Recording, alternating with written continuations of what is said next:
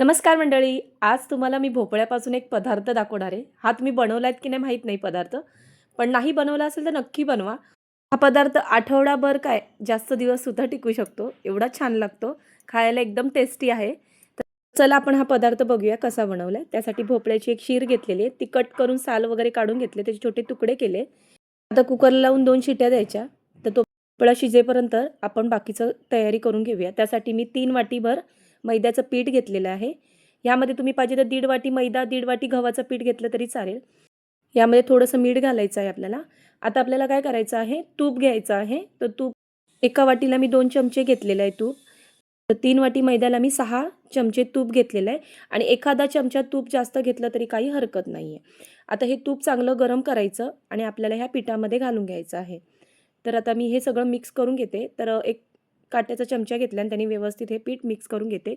व्यवस्थित हे मिक्स करायचं. जरा थंड झालं की आपण हाताने हे सगळं आपल्याला मिक्स करून घ्यायचं आहे. तर आता हे सगळं आता मी मिक्स करून घेते हाताने. तर आता हे सगळं व्यवस्थित तूप मिक्स करून घेतलेलं आहे. म्हणून तुम्ही 1-2 चमचे जास्त तूप घेतला तर काही हरकत नाही. म्हणजे एका वाटीला तुम्ही 3 चमचे तूप घेऊ शकता. तो पण प्रमाण योग्य आहे. आणि हे बघा असा गोळा तयार झाला पाहिजे. हातामध्ये असं दाबल्यावर बघा असा गोळा तयार व्हायला पाहिजे. ह्यापेक्षा जास्त तूप घ्यायचं नाही आहे. तर आता ह्यामध्ये आता मी पिठी साखर घालणार आहे. 1 वाटीपेक्षा थोडीशी पिठी साखर कमी घेतली कारण भोपळासुद्धा गोड असतो. तुम्हाला जर गोड आवडत असेल तर तुम्ही थोडं पिठी साखर अजून घातली तरी चालेल. आता ह्यामध्ये वेलची पावडर घालायची आहे. सगळं मिक्स करून घ्यायचं आहे. आता भोपळासुद्धा चांगला व्यवस्थित शिजलेला आहे. काढून घेतला आहे. हे बघा. तर अशा पद्धतीमध्ये भोपळा मी शिजवून घेतला आहे. आता आपण हा ना काय करायचा मिक्सरला चांगली याची पेस्ट करून घ्यायची आहे. किंवा आपण पुरणपोळीचं जे पुरण करतो चाळणीवर तसं सुद्धा हा भोपळा तुम्ही त्या चाळणीवर करून भोपळ्याचं असं मिश्रण तयार करू शकता. तर आता आपण हे आपण ना लगेच सगळं असं घालायचं नाही. थोडं थोडं करून घालायचं आहे आणि बघायचं म्हणजे ह्या पिठाच्या जेवढा आपण अंदाज घेतला त्यामध्येच आपल्याला हे मळायचं आहे. तर जास्त घातलं तर पीठ चिकट होऊ शकतं म्हणजे पातळ होऊ शकतं. त्यामुळे थोडं थोडंच घालायचं आहे आणि जर भोपळ्याचं जे मिश्रण उरलं तर ठेवून द्यायचं आहे.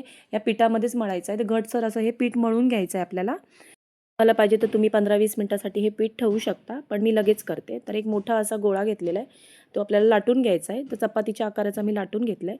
आता आपल्याला काय करायचं आहे असा फोल्ड करून घ्यायचा आहे. हे बघा. अशा पद्धतीमध्ये मी चौरस असा फोल्ड करून घेतला. आता हा परत लाटून घ्यायचा आहे आपल्याला. हे बघा. अशा पद्धतीमध्ये मी लाटून घेतलेलं आहे. तर जास्त पातळही नाही आणि जास्त जाडही नाही आहे. चिरणं घेतलं आहे आणि त्याच्यावर आपल्याला हे असं चौरस आता पहिले कट करून घ्यायचं आहे आणि जशी आपण शंकरपाळी कट करतो तसं शंकरपाळीसारखं कट करून घ्यायचं. तर मोठे मोठे मी केलेले आहेत शंकरपाळ्या. हे बघा. तर अशा पद्धतीमध्ये हे सगळं मी करून घेते. हे बघा. मस्तपैकी असे झालेले आहेत. तर एकदाच असे कट करून ठेवलात की तळायला पण जास्त वेळ लागत नाही. गॅसवर कढईसुद्धा मी ठेवलेली आहे आणि तेल गरम करायला ठेवलेलं आहे. तर तुम्हाला अंदाज कळला असेल मी काय बनवलं आहे. तर मी भोपळ्याच्या शंकरपाळ्या बनवल्या आहे.